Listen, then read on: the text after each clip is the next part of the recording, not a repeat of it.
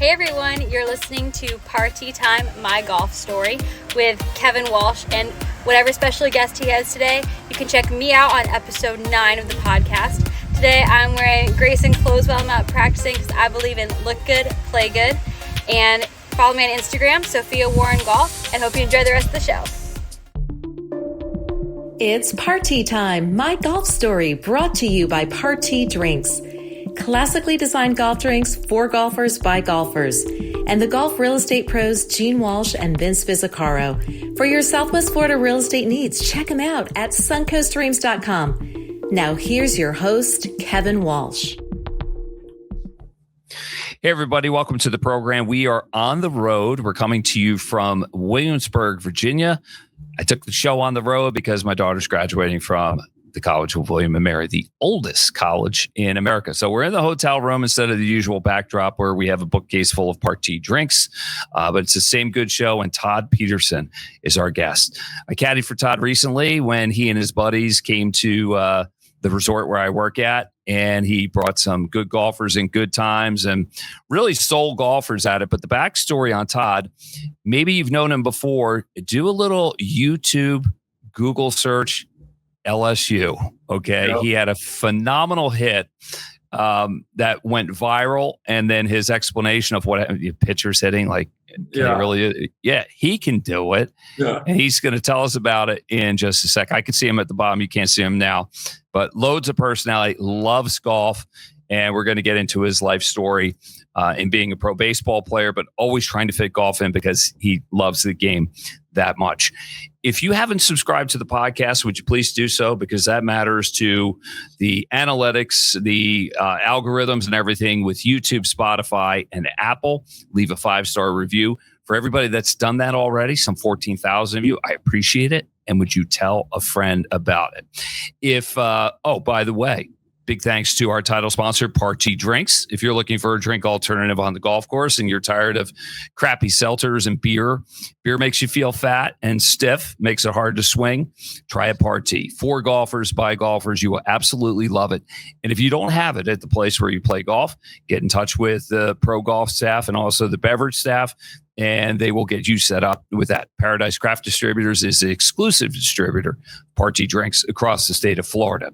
If golf real estate is in your plans, nobody better than the golf real estate pros of Gene Walsh, Vince Vizzacaro, and Samantha Walsh, suncoastdreams.com, a division of fine properties in the greater Sarasota area. We are based at Lakewood National Golf Club. There's inventory available, some great purchases. It's a good time to buy, and not just Lakewood National Golf Club, but across the street at Calusa Country Club. And if all that golf has got you tired, then go to Pilot Spa in downtown Sarasota. Get yourself a hot tub, red light therapy, cold water plunge, a massage, all that stuff. Kind of sounds like something that you'd be into. You got to be a Metro guy. You strike me as a Metro guy, Todd. I love it. Hey, Kevin, first off, I want to say, heck of an intro right there. That was awesome. You put that one on the tee and hit it 350. Appreciate that. I'm excited for this podcast. You know, we had you on the bag at Stream Song for 3 days in a row, played 72 holes. You were great. We all loved it. Had a hell of a time. So I'm looking forward to it. I think the only thing we missed was some of your Partee drinks. So going to look forward to a case of those down the road. We'll get that arranged for you at a later time. But let me tell you, Todd, I really enjoyed having you and the gang, Jake, James, and Kyle on board because it was sort of like a bachelor party thing, but it was a very controlled thing because to me, it seemed you were really there for the golf, and that makes such a difference. At the heart of it, you guys are golf geeks, yes? Yeah, I mean, 100%. You could tell that one. Yeah. So you guys show up, and well, first, I'm fascinated by the background there. Where are you joining us from, and what's all that stuff behind you? Why don't you do a show and tell? Just pick up the computer and take a walk around. So we're at my apartment in Manhattan. That's where I moved a couple months ago. As you can see here, I've got my lovely display shelf of some baseball goods. I got right here when I was in Mexico, played down there. I had an incentive, $250 for every save I got. This is the first one I had. I had 4 total. I've got a College World Series National Championship ring, runners up to University of Florida. Never going to let that one down. Got a couple of my gloves over here, some gamers. This is one that I thought was pretty cool on the side right here. I kind of put Shake and Bake, Ricky Bobby. So threw that on there, show some love. But yeah, kind of put that together. Then over here we've got one of the collabs I did with Go to Golf in my home course in Orlando, Links of Lake Mary. Did some towels, head covers, got some of the mini goats, and of course the Stream Song scorecards over there. So ready to rock and excited to do it. That it looks way too organized. It looks great. I'm guessing you had some help putting it all together, arranging it. I did, for sure. I think I came home with all of my gloves and my bag full of stuff, and I went to work and showed up later in the day, and my girlfriend kind of put everything together for me. So props to Liv Johnson for that one. So she likes to keep it nice and tidy for me. Good. That's excellent. By the way, that's my wife walking around in the background. If you haven't seen it, and if your girlfriend walks through, fantastic. Hey, she's getting her nails done. I told her it was podcast time. Go get your nails done. Yeah. Oh, so she's having a princess day. Exactly. Perfect. She's prepping for our wedding in Cancun. So that's what it is. Fantastic.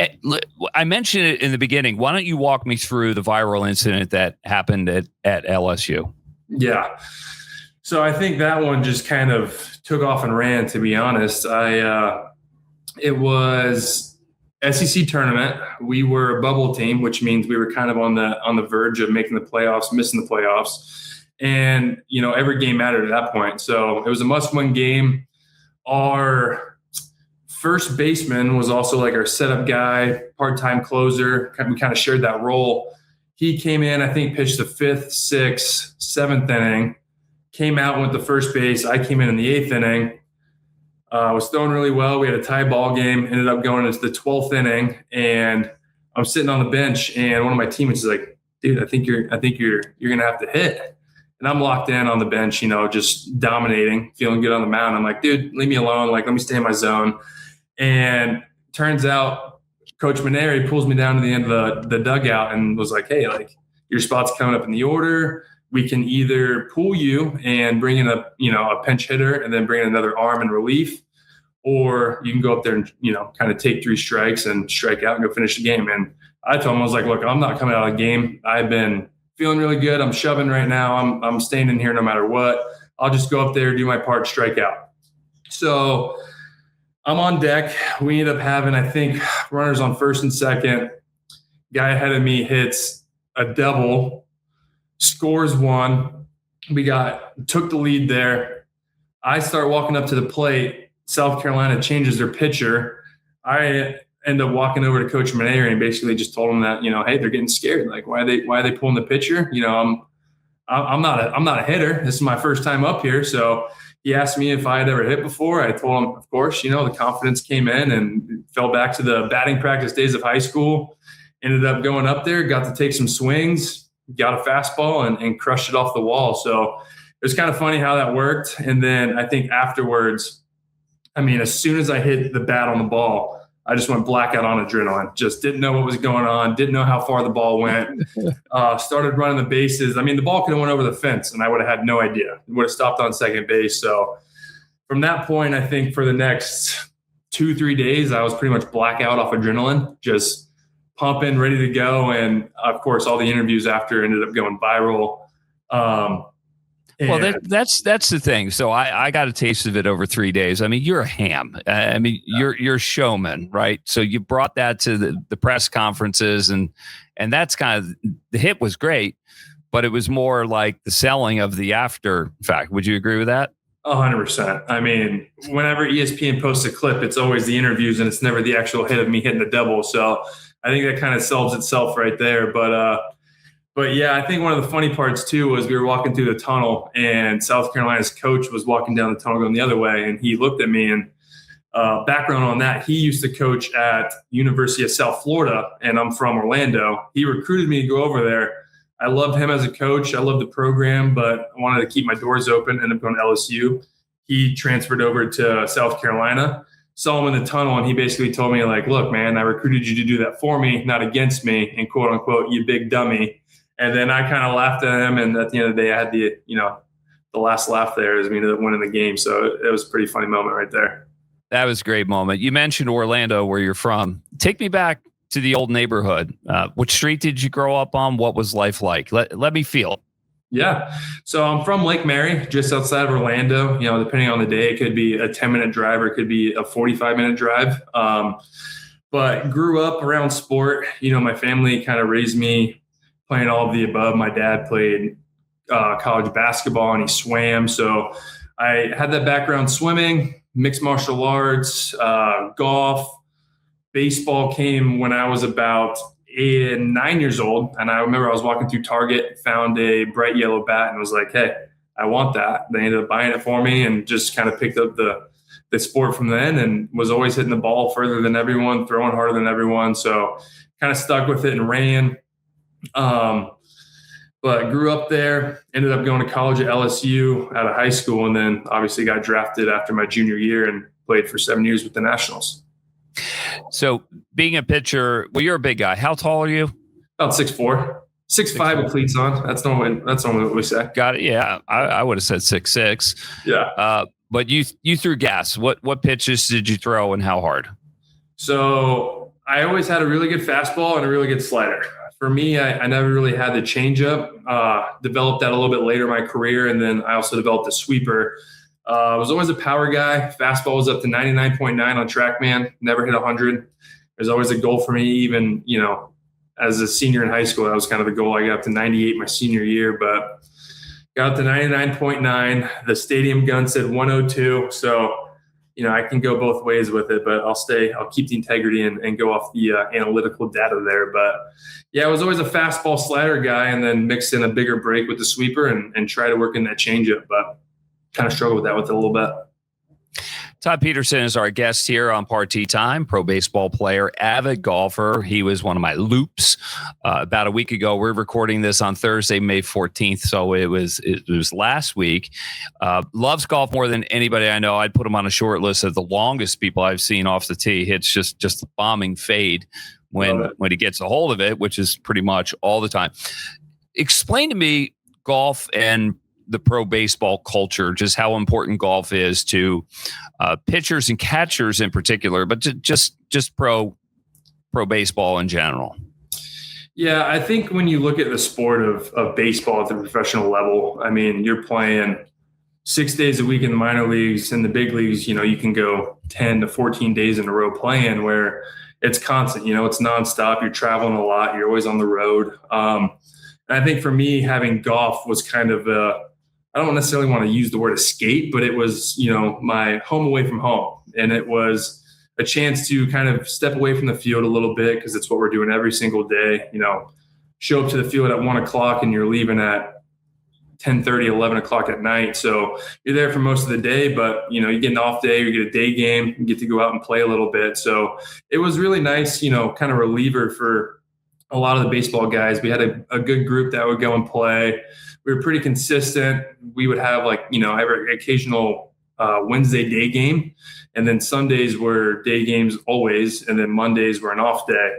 So I would always try to play. I'd bring my sticks on the road. I'd always try to get a group going and get out either before the game if we didn't have stretch until 4 o'clock, or after the game. I'm always calling the course and trying to find a deal somewhere around town. So I think it was a big part. We always had golf on in the locker room.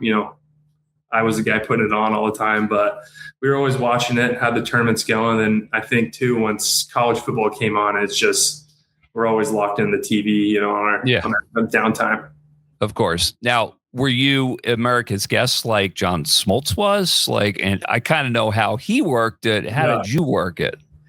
Yeah, I mean, I'd say so. I think that I was one of the guys that would not afraid to call the courses, would ask to talk to the head pro or, whoever's in charge at the shop and try to have a conversation and let them know that, we're here for baseball. We're in town. Would love to exchange some tickets. Would love to get you out to come check out a game, get you a hat or some gear, and would love to change it for some tee times. And a lot of those guys love sport. And I think that once you just have that conversation with them and kind of play that friendly role and let them know that, hey, we're all loving golf and we all love sports. So we'd always change out the tee times for a baseball ticket. Yeah, it's the barter system. As long as you have something good to reciprocate with, like pretty much everybody's on board. It never hurts to ask. And I think you played it just great. What's the best round of golf you've ever played? Lowest round you ever shot? So in 2021, I shot 2 under twice. I shot a 69 at Atlantic National in Lake Worth, just outside of West Palm. And then a month later, I flew to Arizona for the Arizona Fall League, and I shot a 68 on Wigwam Gold Course, I believe. I think they have 3 courses over there, par 70, but just one of those days where everything was working. Would bomb it down the fairway, have a flip wedge in, and I was just making every putt and was locked in. I was completely dialed in no matter what. And all my boys were kind of like, dude, talk a little bit. It's all right to have fun. And I'm like, have you ever gone under par before? Like, I'm locked in right now. Like, I'm staying in that zone, right in flow state. Well, once you got there, what was the high like, the feeling? You accomplished it. I mean, it was sick. I think the second time when at Wigwam, I was 6 under through 7 holes. Oh, I was off to a really hot start. Was feeling really good. Get to hole 8. It was a par 5. And I end up hitting a bomb down the fairway, hit my second shot into the green side bunker, take a shot out of the bunker, hit it right back in. Shot out of the bunker, hit it right back in. Shot out of the bunker, hit it right back in. And I'm like, dude, this is what we're doing at 6 under. And given it was the first time I've been in the bunker all day. So finally get it out, make the putt. I ended up taking a double bogey, go to the next hole. I took a triple bogey, go to the next hole, bogey that. So now I finished the front 9 at 2 under. And then we go to hole 10, and same thing. It's a par 5. Bomb one down the fairway, second shot in a green side bunker. Hit my first shot out of the bunker, right back in it. Second shot, right back in it. Third shot, I hole it out for a par. And then the rest is history from there. And I ended up finishing even par on the back to shoot 2 under. So it was crazy because I thought about it. And I'm like, I just had 6 strokes out of 2 bunkers. Like, yeah, that is all over the place. We got to clean that up. Okay, next time you come, we're going to clean some things up, right? Because you're a good player, but you're a better player than you think you are, and I think you know that. You just need a little bit of help and clean some things up. Tell me this: I hear pro athletes say, like, when people watch them play golf, when they play in pro-ams or whatever, they're far more nervous than when they're doing their thing on the mound or whatever. How do you feel? I mean, I think at that scale, like a pro-am or kind of in a tournament, 100%. I think you'd be more nervous on the golf course than in your own sport. For me, for baseball on the mound, I pitch in front of 30,000 people, and I've grown up doing it my whole life. I've got millions of reps on the mound. I've thrown endless amount of pitches, and I've done it a million times. I can go out there and do it with my eyes closed. But, if I'm standing on the tee with a gallery down the ropes, I don't think I'm necessarily going to shank it, but I do think my knees would kind of be shaking on the tee box a little bit. But I think after, a hole, maybe 9, I would kind of lock in and settle in a little bit. But hey, who knows? We'll see. Well, golf's a humbling sport. I certainly know that. Baseball, I played it, not at the level you did, is humbling. Which is more humbling in your opinion? I mean, I think golf. You just strictly going back to the story of being 6 under through 7 and then taking 3 strokes out of 1 bunker is like, you look yourself in the mirror and you're like, what are we doing here? I can go on the mound and give up a homer and come back to the next guy. But I think golf is one of those things where it's you versus yourself. Baseball, I've got 8 guys behind me playing defense. After I make that pitch, it's not my hands anymore. In golf, you're fully in control every shot, how you prepare, where you're trying to aim, the reads you're taking. So I think golf is definitely a lot more humbling in the sense that it's literally you versus you, and it's strictly in your mind. So you have some 50,000 followers on Instagram. It seems like you're kind of approaching the influencer. Well, I'd say at that number, you are an influencer. Don't have a YouTube channel. You got to work on that, Todd. You got to get that going. I do. But is that the future? Are we crossing that bridge? And what about baseball? I know you're taking the year off, but are we done with pro ball? What's going on? That's a good question. I think I'm always going to look at myself and say I'm not done. I think at any given moment, if a team called, I'm going to be ready to go. I still train, I still play catch. So I don't want to write that one off just yet. But we'll see what happens down the road. Next year there's going to be a big CBA agreement coming up, and there's a lot of rumors going around. So who knows what will happen, and we'll just kind of play it by ear on that note. Tell me about your girlfriend. She did a great job arranging your memorabilia and all the stuff behind you. Love a good love story. Let's hear yours. Come on, give it up. I got to give it to the power of social media. Instagram DMs are one for one right there. Met the love of my life on there. Ended up chatting for a couple months, and then she came out to see me when I was on a rehab stint in Fredericksburg, Virginia. And, we kind of just, at first sight was, locked in and kind of loved each other. And then I flew out to California to see her. That was my first time out there. Of course, I brought the sticks. I had to go play, and she was all on board for it. Thank goodness. So that kind of also helped sell the point a little bit. But yeah, ever since then, she, went to Fresno, and then she ended up getting a job in Orlando, which was right where I'm from. And a little background on that, she works in TV in the business, as you've done that for many years. She studied journalism at Syracuse. She rose the ranks through, reporting, going through all the different news stations. And she's now at New York City, and she is the meteorologist here. So she's worked her way up for sure. And it's very lateral to the professional baseball ranks. You start at the bottom, you got to grind your way to the top. 100%. So her story is similar to mine. I mean, she got to, New York's the number one market. And for those that don't know, the story that Todd, or the examples he's giving, is like, my first TV job was in Guam. That would have been like rookie ball. And then I went to Honolulu, Hawaii. That'd be like high AA, AAA. Hey, that sounds like a pretty cool gig, though. Oh, it was. Oh, trust me. I mean, being in Hawaii. You learn how to surf? Oh yeah. I surfed. Yeah, the Halle boy went out to the North Shore and got a lot of stink eye but I got a couple good rides in there. But my surfing was not impressive. Let's put it that way. You wouldn't look at me and say, "Man, he can really move." I could ride the waves, but if my rule was on the North Shore, if it was above 8 feet, I don't go out. That's for pros only. You can absolutely kill yourself. Todd Peterson is our guest here on Partee Time, My Golf Story, brought to you by Partee Drinks. If you're looking for a drink alternative on the golf course, try a Partee. A lot better than those crappy seltzers you're pretending taste good, or beer. The Golf Real Estate Pros of Gene Walsh, Samantha Walsh, and Vince Visicaro, suncoastdreams.com. Division of Fine Properties in the greater Sarasota area, and Violet Spa in downtown Sarasota. Got you covered. Tell me a good golf story or a baseball story, your go-to one that you tell over beers or parties or whatever. Yeah, I think one that really sticks out was pretty recent. Last year, I finished, baseball at the Nationals, went down to Mexico, played there for a couple months. Right when I got there was about 2 weeks before our All-Star break.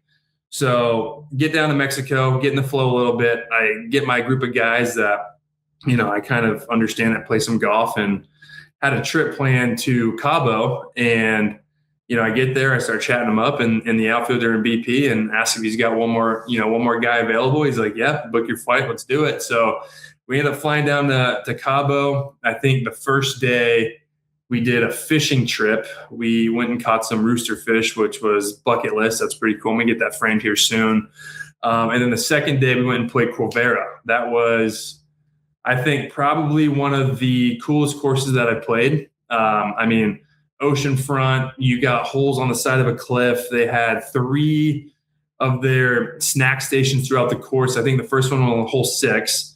And you finish hole 5, you start driving up the side of this mountain, and then you get a little rest area for the snack station. And I would love to, put it in here and get a little video of it, but it's the snack station on side of the cliff, and you're looking at the water, and then right in front of you, you've got the tee box, and you got a short little par 4, and you're like, "Oh man, this is what I'm getting ready for right here." So obviously you grab your drink at the snack station, you go up on the tee and you hit the ball, and it's like just crazy, playing golf on the side of a mountain right there was a really cool trip. But I think that was, a little dream vacation that we got to do, and got to play a sick track and got to catch a rooster fish. So that was one of them that I'm I'm really looking.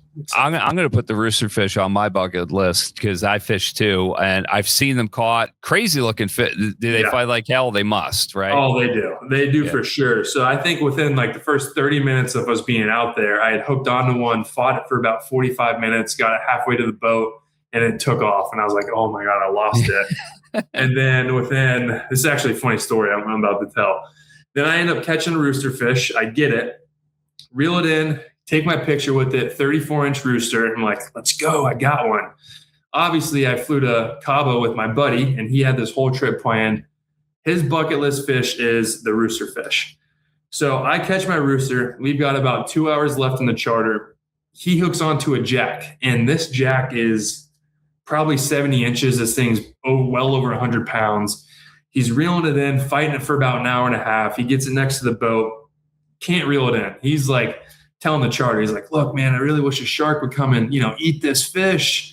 Kind of hoping that he would clip the line, but ended up not. The jack got off the hook. The charter's like, all right, look, we're going to do one more lap and then we're coming back. My phone had just died and I was playing music. And I told him, I was like, dude, last trip, last loop right here, throwing a song. He plays Rooster by Alice in Chains. And I think within the first 15 seconds of the song, he hooks onto a rooster. You see the fins come up, grab the bait, just take it off. He ends up fighting this thing for, I'm not even kidding, at least an hour. It's a long fight. Our charter captain's like, he's like, let's get this in the boat. Like, we're already behind time. Like, let's go, let's get it. And the whole time I told him, I'm like, look, I'm not turning off Rooster until you bring this rooster fish in the boat.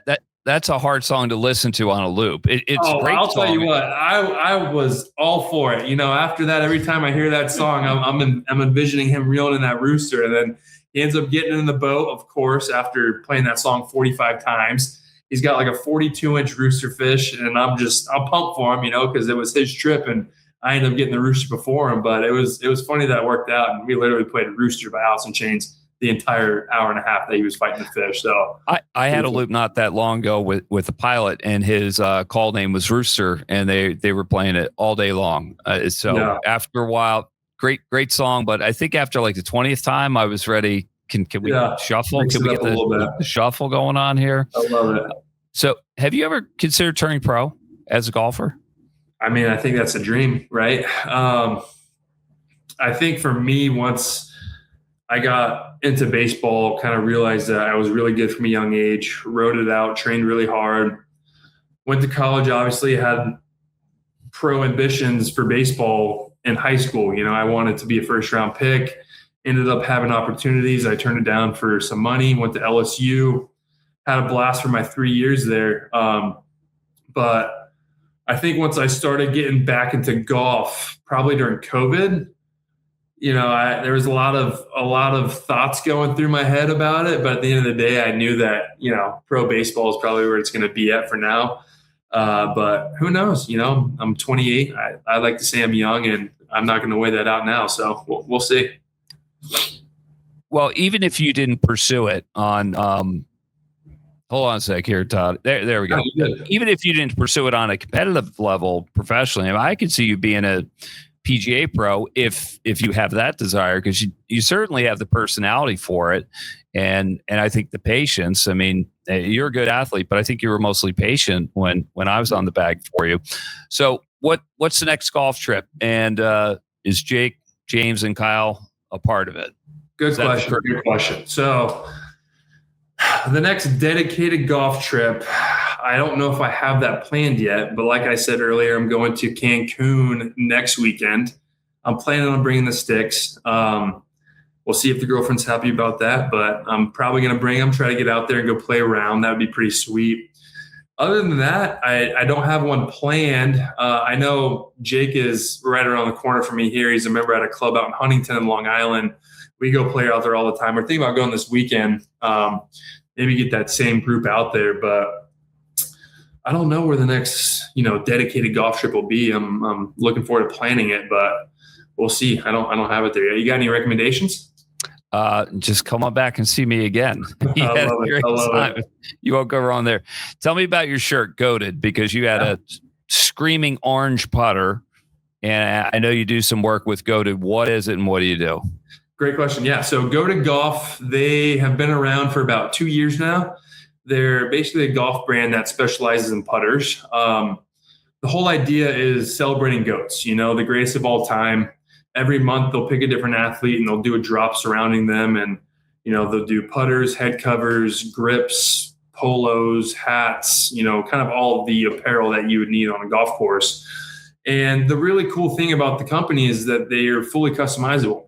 We were at a sports bar across from Yankee Stadium called Billy's. Was talking to the owner, and they go through a ton of merch every year, and we're talking to them about representing them and partnering up with them to do some of their gear going forward. So it was really cool. They flew me out kind of all over the country in the last couple months. They flew me over to California. We went to Pinehurst, went to Vegas, Utah.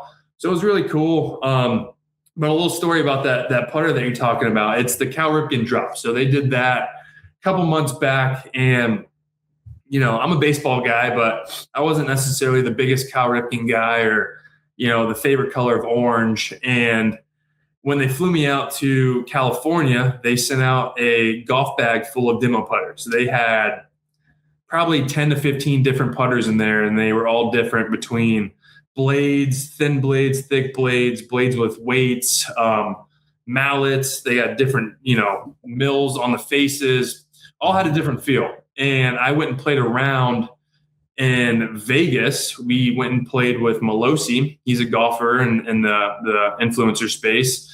And I brought out that putter the day before, started raining putts, and was like, I got to put this in my bag. So we ended up going and play with Melosi and one of his buddies who was, I think he's like a +3 handicap. Mm-hmm. I ended up shooting like 75 on the day, was making 12, 15 footers all over the place. And at the end of the round, his buddy was pretty much like, that was a top 5 putting performance I've ever seen.